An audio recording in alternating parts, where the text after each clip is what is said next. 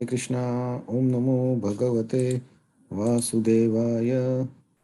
Om Namo Bhagavate Vasudevaya. Om Namo Bhagavate Devaya. Namo Vishnu Padaya Krishna Prishna. Srimate Bhaktivedanta Swami Niti Namine Namaste Saraswati Devi Gauravani Pracharine Nirvishesha Shunyavadi Pashyata Desatarine Jai Sri Krishna Chaitanya Prabhu Nityananda Shri Advaita Gadadhar Srivasadi Gaur Bhakta Vrutta Hare Krishna Krishna Krishna Hare Hare Hare Rama Rama Rama Hare Hare Mukam Karoti Vachalam Pangum Nangate Girim Yat Krupa Tamham Vande Shri Gurum Dinatarine Hare Krishna. So today we'll see verse number 8. So this is the start of the Chatur Shloki Bhagavad Gita. So what is Chatur Shloki? It's from 10.8, 9, 10, 11. These four shlokas actually summarize what Bhagavad Gita wants us to learn. And also the other significant point is after hearing these four shlokas, actually Arjuna gives his opinion, which is almost the conclusion. That is almost the conclusion what Krishna wants us to understand. And this Chatur Shloki actually summarizes the process of bhakti, what we are supposed to do. So till now, Krishna has explained about his opulence and mystic power. Right? What is his mystic power and opulence? That he is the source of devatas and rishis also. Then from him come all the first living beings who create the population, like the seven rishis, Brahma, Rudra, the four rishis, Sanatana. So this is so now Krishna is saying whatever exists in this material world and whatever living beings in this, I am the source. And then Krishna says in the last verse that those who understand these vibhutis or powers develop a strong faith. And by the strong faith, along with the bhakti, they come to me. So in this from 10.8, Krishna will explain how this bhakti is developed and how the persons who have developed the faith, they go towards the goal. So how to see these four verses is actually the eighth verse summarizes Krishna's position, or we say sambandha, our relationship with him. And then 9, 10 and explain the 9 actually explains the process. Sambandha abhideya. Abhideya is the process. So abhideya is the bhakti. Sambandha abhideya prayojan. Prayojan is the goal. So goal is to achieve love for God. So that is explained in the 10. And then Krishna explains how he helps to develop this in the 11th. This is one way of looking at these four verses. The other way of looking is the 8th verse summarizes Buddha, an intelligent person who surrenders, who starts worshipping Krishna. Then in 9 and 10 explains how he worships Krishna.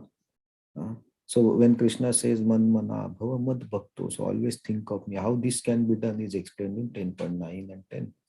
And 11 explains how Krishna helps this person to come to him, how he gives the intelligence. So these are the two ways in which these four shlokas actually explain the essence of the Bhagavad Gita. So let us see this verse. Aham sarvasya prabhavo Aham sarvasya prabhavo mattah sarvam pravartate matta sarvam pravartate iti matva bhajante mam iti matva bhajante mam Buddha bhava samanvitaha. buddhavava samanvita.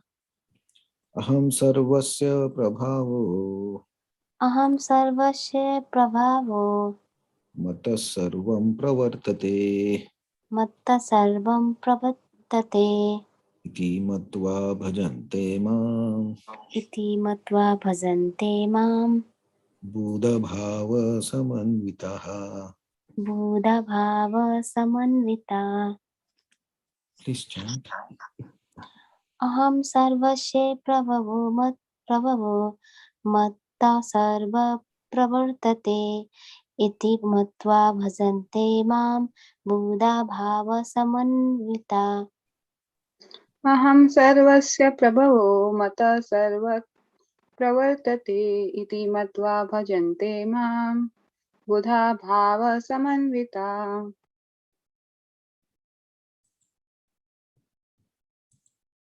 Okay, so translation and purport by His Divine Grace. Sri Bhaktivedanta Swami Srila Prabhupada. I am the source of all spiritual and material world. Everything emanates from me. The wise who perfectly know this engage in my devotional service and worship me with all their hearts. So this verse is very similar to the verse 7.7 and 8, where he says, I am the source of both.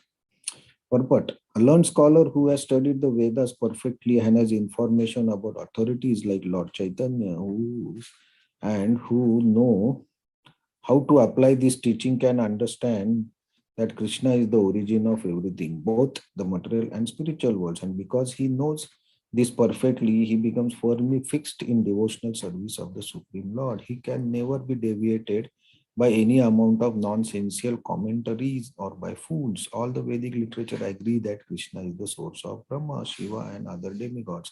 In Atharva Veda, Gopala Tapani Upanishad 1.24, it is said, Yo Brahmana Vidhati Purvam, Yo Vai Vedam Sa Gapayati Sma Krishna. It was Krishna who in the beginning instructed Brahma in Vedic knowledge and who disseminated Vedic knowledge in the past. Then again in Narayan Upanishad 1 says, Atha Purusho Havai Narayano Akamayata Prajaha Srijayeti. Then the Supreme Personality Narayan desired to create living entities. The Upanishad continues, Narayana Brahma Jayate, Narayana Prajapate Prajayate, Narayana Indro Jayate, Narayana Asto Vasavo Jayante. Narayana Ekadasha Rudra Jayate, Narayana Dvadasha Aditya. From Narayan, Brahma is born. From Narayan, the patriarchs are born, also born. From Narayan, Indra is born. From Narayan, the 8 Vasus are born. From Narayan, 11 Rudras are born. And from Narayan, the 12 Adityas are born. This Narayan is expansion of Krishna. It is said in the same Vedas, Brahmanyo Devaki Putra, the son of Devaki Krishna is the Supreme Personality, Narayan Upanishad 4. Then it is said, Eko Vai Narayan Asina Brahma, Neshano Napo Nagni Somo, Neme Dhyau Aprithvi Nakshatrani Na Surya. In the beginning of the creation, there was only Supreme Personality Narayan. There was no Brahma, no Shiva, no water, no fire, no moon, no heaven, no and earth, no stars in the sky, no sun. Maha Upanishad 1.2. In the Maha Upanishad, it is also said that Lord Shiva was born from the forehead of the Supreme Lord. Does the Vedas say that the Supreme Lord, the creator of Brahma and Shiva, who is to be worshipped? In the Moksha Dharma section of Mahabharata, Krishna says, Prajapatim cha rudram chapi aham eva srujami vai tauhi mamana vijanito mamaya vimohitat. Patriarch Shiva and others are created by me, though they do not know that they are created by me because they are deluded by my illusionary energy. In the Varha Puran also it is said, Narayana Paro Devas Tasma Jatas Chaturmukha Tasmad Rudro Abhavat Devaha Sacha Sarva Nyatam Jataha Gataha. Narayan is the Supreme Personality of Godhead, and from him Brahma was born, and from whom Shiva was born. Lord Krishna is the source of all generation. He is called most efficient cause of everything. He says, because everything is born of me, I am the original source of all. Everything is under me and no one is above me. There is no supreme controller other than Krishna. One who understands Krishna in such a way from bona fide spiritual master with references to Vedic literature engages all his energy in Krishna consciousness and becomes truly learned man. In comparison to him, all others who do not know Krishna properly are but fools. Only a fool would consider Krishna to be an ordinary man. A Krishna conscious person should not be wielded by fools. He should avoid all unauthorized commentaries and interpretations on Bhagavad Gita and proceed in Krishna consciousness with determination and firmness.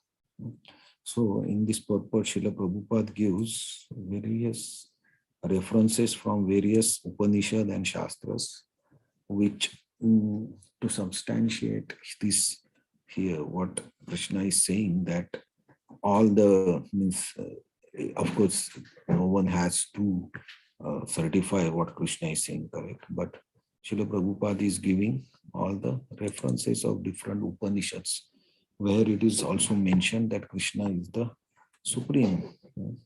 And generally it mentions the name of Narayan, right?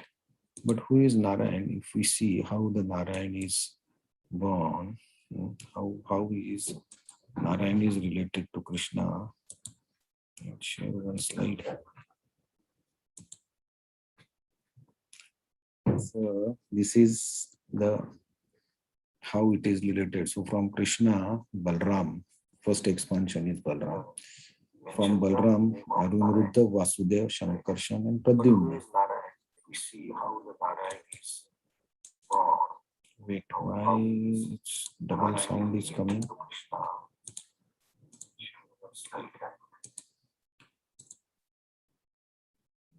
Audible? This is the how it is related. So from Krishna, Balram, first expansion is Balram. From Balram, Arunaruddha, Vasudeva, Shankarshan, and Pradyumna. Sorry. So where is that slide?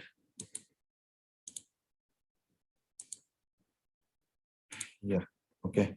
So once again, so from Balram, Aniruddha, Vasudeva, Shankarshan, and Pradyumna come. And from Shankarshan, then again the Narayan comes. And from Narayan, again the second Chaturvya comes. And here from Maha Shankarshan, actually Karnodakshayi or Mahavishnu comes. So the Narayan is actually expansion from Krishna in this way. Right? So all the Upanishads, they mention that Narayan, but Narayan, the source of Narayan is Krishna.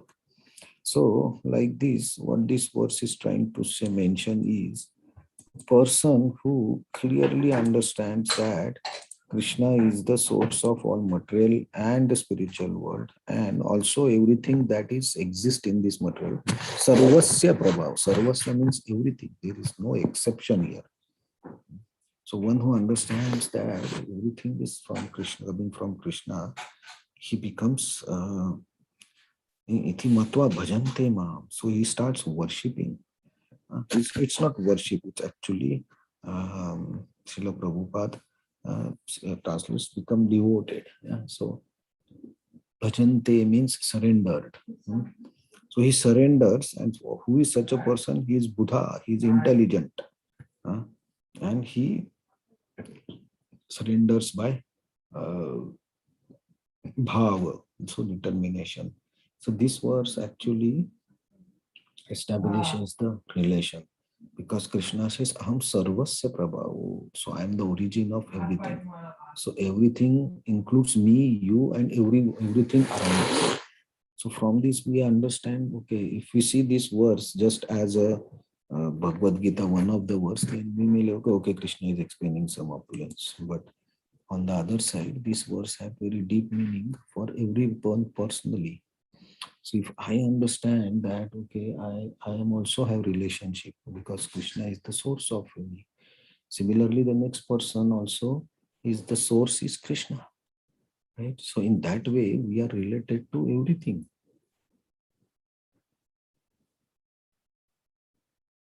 But this verse also establishes our relationships. So that is what we say, sambandha. So person who understands this, who not only understand, who practically accept it as a fact, that person develops a great faith. And bhava samanvita, he gets devoted, and he by full determination, bhajante ma, he starts worshipping or devoting to me, or devotional service unto me. This verse establishes the conclusion of Bhagavad Gita, or essence of Bhagavad Gita, that what is our relationship with Krishna, and we have to recognize this relationship. And for that, Krishna is explaining all the vibhutis after these 4 shlokas, and after Krishna, Arjuna's conclusive verses. Krishna explains different vibhutis or energies, how he pervades all this universe, so that if we still have doubt, then those can be cleared. Okay. So this is the first verse of the Chatur Shloki, to establish the relationship. And in other way of looking at is to establish an intelligent person who starts devoting his life to Krishna. So we'll see the next verse tomorrow of Chatur Shloki. Hare Krishna.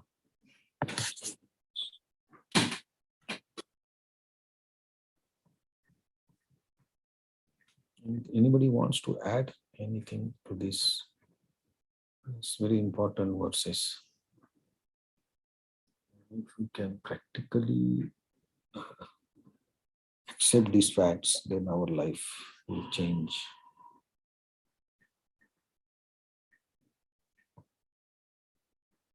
Hare Krishna, Prabhuji. Hare Krishna. The that you showed us that from Krishna, Balram, from Balram 4 Vishnu, from then again 4 Vishnu form. So Krishna descends himself in earth, like instruction which is given in Bhagavad Gita. It's Krishna himself who is the first original, or he's a Vishnu form who is descending on earth? No, when we say about this Krishna, right, who is saying the Bhagavad Gita, yeah, Krishna descends once in one day of Brahma, right? So what Bhagavad Gita we are reading is the Krishna himself. He comes in his original form. So he's not coming through any Vishnu. He's directly coming. So whenever Chaitanya Mahaprabhu comes, before that Krishna comes, then Chaitanya Mahaprabhu comes. So once in a day, Krishna directly comes. okay. Otherwise, if like when Chaitanya Mahaprabhu don't appear, then always Vishnu form appear in the form of Krishna. Not Vishnu form, but maybe Narayan or some form will come. Because when Krishna comes, he comes himself. But like when Narsinga comes, when Narsinga appears, so that Krishna comes in that form.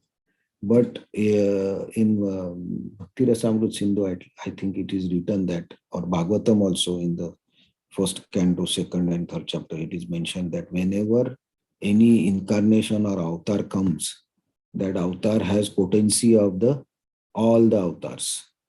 So when Narsinga appears, he has potency and energy of Krishna also with him. It's not that it's a separate, so it has different energies. No, when Vishnu Tattva comes, it has all the energies into it. Okay, understood. Okay, Prabhuji. Thank you. Hare Krishna. Hare Krishna. So we'll see the next verse of Chatur Shloki tomorrow. Hare Krishna. Thank you very much.